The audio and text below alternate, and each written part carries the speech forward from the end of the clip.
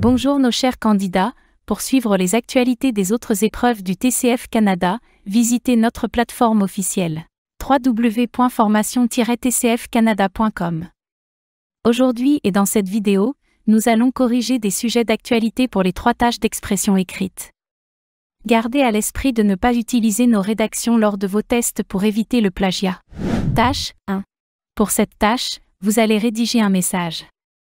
Votre objectif est de décrire, narrer ou expliquer un sujet. Le message sera adressé à un ou plusieurs destinataires spécifiques. Assurez-vous que votre message contient entre 60 et 120 mots. Cette tâche évalue votre capacité à communiquer efficacement par écrit. Concentrez-vous sur la clarté et la pertinence de vos idées. Sujet. Écrivez un message à votre ami qui a accepté de s'occuper de votre maison et de votre jardin pendant votre absence pour lui dire ce qu'il doit faire. Salut. Merci encore de t'occuper de ma maison et du jardin pendant mon absence. Pour le jardin, il faudrait arroser les plantes tous les 2 jours, surtout celles près de la terrasse. Si tu peux, ouvre les fenêtres une fois par jour pour aérer la maison. N'oublie pas de vérifier le courrier, bien sûr, de nourrir le chat chaque matin.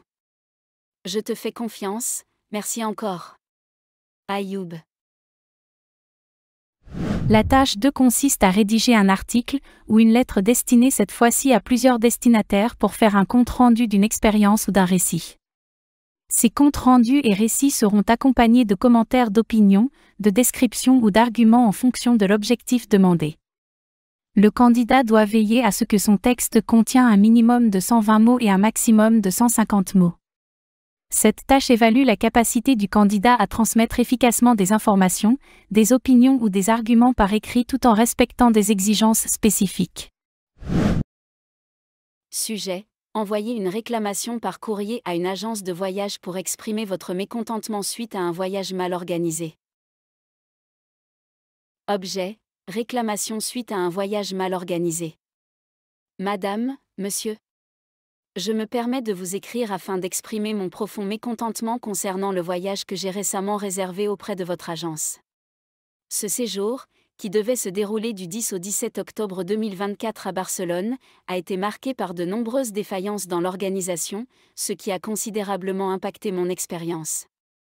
Tout d'abord, à notre arrivée, l'hôtel que vous aviez réservé ne correspondait absolument pas à la catégorie indiquée dans l'offre. Il manquait plusieurs services annoncés, tels que la climatisation et le Wi-Fi. De plus, certaines excursions promises n'ont pas eu lieu, faute de coordination avec les prestataires locaux. Ces désagréments ont perturbé le séjour et n'ont pas répondu à mes attentes. Je vous demande donc un dédommagement pour ces manquements, en espérant une réponse rapide et un geste commercial de votre part. Cordialement. La tâche 3 implique d'écrire un texte qui compare 2 points de vue opposés tels que présentés dans 2 documents courts et simples d'environ 80 mots chacun. Ensuite, le candidat doit prendre position sur le thème abordé dans les 2 documents. Le nombre de mots attendus est d'un minimum de 120 mots et un maximum de 180 mots. D'abord, on fournit de 2 documents présentant 2 opinions sur une réalité spécifique, puis on demande au candidat d'écrire un court article. Cet article devrait comporter une première partie de 40 à 60 mots résumant les points de vue présentés dans les 2 documents. Il devrait également inclure une deuxième partie de 80 à 120 mots maximum exprimant le propre point de vue du candidat sur le sujet discuté dans les 2 documents. Cette tâche évalue la capacité du candidat à analyser dans un premier temps et synthétiser des informations provenant de plusieurs sources, ainsi que sa capacité reformulée, et à exprimer efficacement son propre point de vue par écrit. Restauration rapide, pour ou contre? Document 1. Les restaurants rapides se distinguent par leur engagement à proposer une variété de plats équilibrés, respectant strictement les normes d'hygiène. En laissant aux clients la liberté de composer leur propre menu, ces établissements les responsabilisent dans leurs choix alimentaires, tout en satisfaisant leurs préférences gustatives. Restauration rapide, pour ou contre? Document 2. Les spécialistes affirment que manger régulièrement dans des restaurants de fast-food, qui proposent de la restauration rapide, est dangereux pour la santé. La nourriture servie est souvent la même, frites, hamburgers et boissons sucrées. Ces aliments contiennent une grande quantité de calories, bien trop pour un seul repas. De plus, la plupart des produits dans ces restaurants sont emballés dans du plastique. Par conséquent, manger dans un fast-food augmente la production de déchets plastiques, ce qui est nuisible pour l'environnement. La restauration rapide, pratique ou préjudiciable? Les restaurants de restauration rapide suscitent des opinions divergentes.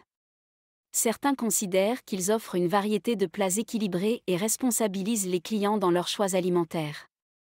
En revanche, les spécialistes mettent en garde contre les dangers pour la santé, soulignant que ces établissements servent souvent des aliments riches en calories, comme les frites et les hamburgers, et utilisent beaucoup de plastique, ce qui nuit à l'environnement. Pour ma part, les restaurants de restauration rapide peuvent offrir des options saines si l'on fait des choix judicieux, comme choisir des salades ou des fruits au lieu de frites.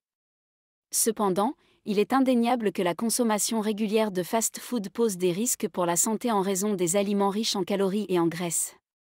De plus, l'impact environnemental lié à l'utilisation excessive de plastique est préoccupant. Par exemple, opter pour des restaurants qui utilisent des emballages écologiques et proposent des options plus équilibrées serait une solution intermédiaire. En fin de compte, il est essentiel de consommer avec modération et de privilégier une alimentation variée et équilibrée.